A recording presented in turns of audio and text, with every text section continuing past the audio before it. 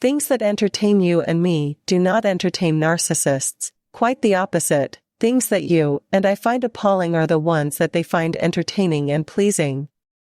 Let's find out what these things are in today's video.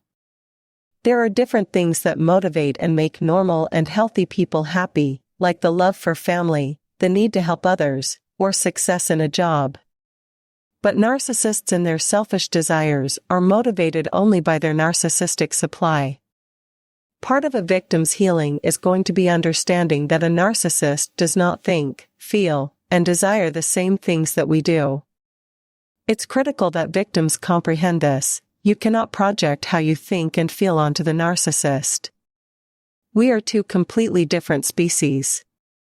Plus, they have terrible impulse control and a complete lack of empathy for others and the harm and damage that they cause, and because of these things, they will enjoy and delight in many things that others absolutely hate. In today's video, we will learn about 5 crazy things narcissists find entertaining. Let's get started. Number 1, public shaming. Narcissists love to shame you when others are watching. They love to put you down and count your flaws when everyone is watching through 2 things. 1. They have control over you. 2. They are better than you. While not all narcissists engage in public shaming, overt and grandiose ones with no shame left in them like it more than anything else because it makes them feel dominant and powerful. My father did it all the time, on a bus, at a gathering, or some other place where he could prove he's a big father and he has got his children under his thumb. They target your perceived weaknesses or mistakes and expose them to the watching and hearing audience, leaving you feeling humiliated and vulnerable. This is where the shame towards yourself sets in, and you start seeing yourself as a worthless being. They may call out your errors in a group setting, make fun of your appearance or personal choices, or deride your opinions and ideas to make themselves appear superior. If they subtly put you down or covertly jab you and you confront them, they say it was a joke and you're being too sensitive, or you can't take a joke. Number 2, gossiping and spreading false information. A narcissist's main source of entertainment is gossiping and talking bad behind your back while being a sweetheart in your presence.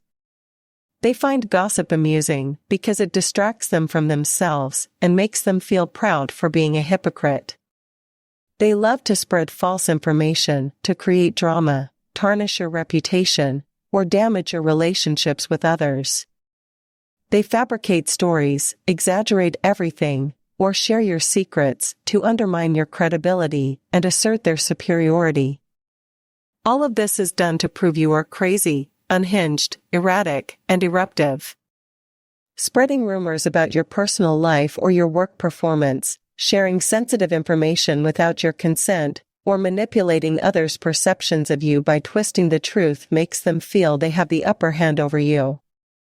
By gossiping, they think they have control over the narrative and feed their ego, which is basically a bottomless pit, but at the expense of your emotional well-being and social standing. Number 3, deliberately confusing you and convincing you that you are a monster. The sheer joy a narcissist gets out of deliberately confusing you is highly satisfying to them. It's a power trip that takes that ego to the 9th sky and gives them a godlike feeling. Because think about this, think about what can be more satisfying for a human as insecure as a narcissist than to know that they are in control of someone's perception of themselves. They love to see you blaming yourself and berating yourself for being faulty. They knowingly create confusion and uncertainty in your thoughts and emotions by sending mixed signals, lying, or making contradictory statements. This leaves you questioning your own judgment and reality. Examples of these mind games include denying previous statements or actions or feigning affection or interest only to come across as a savior after destroying you. They get entertained when they find you constantly second-guessing your perceptions and decisions, and even doubting your own goodness, making you more susceptible to the narcissist's influence and manipulation. Their biggest goal is achieved when you believe that you are the monster and everything is your fault. Number 4, cruel teasing or mocking. Narcissists find entertainment in making cruel jokes or teasing you about your insecurities, vulnerabilities, or failures. The very thing they promise to be sensitive about, they love to push where it hurts the most and take sadistic pleasure from your pain.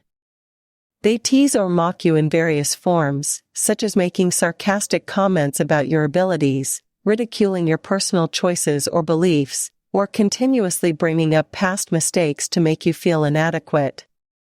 You never feel safe being yourself when around them, and you feel the need to keep changing you and your nature if you want them to accept you. By targeting your sensitive areas, narcissists undermine your confidence and self-esteem, ultimately playing with your emotions like a cat plays with its prey. They keep peeking at you until you burst, and then they call you crazy for reacting. Number 5, enjoying your physical pain or discomfort. Some narcissists derive satisfaction from witnessing your physical pain or discomfort. They feel alive, and it is very shocking to witness, because you can't comprehend, you can't fathom, have someone who claims to love you feels pleasure in your pain. They create situations that lead to accidents or injuries, such as setting up obstacles or deliberately withholding information that could prevent harm because they like it when harm is caused through their interference. For these reasons, I call them evil. Also, they revel in observing and commenting on your misfortune, showing little empathy or concern for your well-being. They even mock your pain or use it as a means to belittle you further or call you weak. By enjoying your suffering, narcissists reinforce their sense of being stronger and better than you, ultimately feeding their ego and their need for superiority at your expense. In a nutshell, they're assholes who find things that are appalling and entertaining, and it makes no sense to me. And I'm sure it makes no sense to you, because they are unempathetic beings. They don't know how to be caring, so the things that hurt others, especially when these things are done by them, they find them entertaining.